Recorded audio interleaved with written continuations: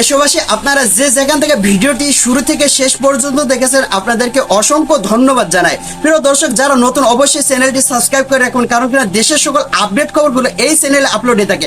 এখন আপনাদের এমন কিছু তথ্য শেয়ার করবো, আপনারা জানলে অবাক হয়ে যাবেন আসলে এই সরকারের কি পরিস্থিতি হতে চলেছে।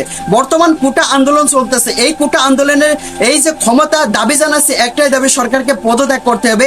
সেনাবাহিনীর হাতে দেশটা চলে যাইতে পারে এবং সরকার পদত্যাগ করতে পারে এবং সরকার দেশ থেকে পালিয়ে অন্য দেশে চলে যাইতে পারে। আসলে এইরকম গুঞ্জন শোনা আছে, আসলে কতটুকু সত্য কতটুকু মিথ্যা এইটাই কিন্তু আজকে আলোচনা করব। তাই আপনাদেরকে রিকোয়েস্ট করতেছি এই ভিডিওটি সর্বোচ্চ আকারে শেয়ার করে দেবেন। দর্শক, আপনারা যারা নিউজ লাইভ দেখতে ভালোবাসেন অবশ্যই এই চ্যানেলের ভিতরে চলে যান। অহরহ নিউজ রয়েছে, আপনারা দেখে আসতে পারেন আজকের আপডেট খবরগুলো।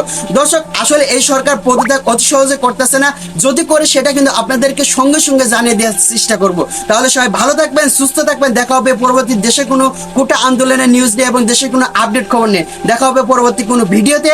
আসসালামু আলাইকুম।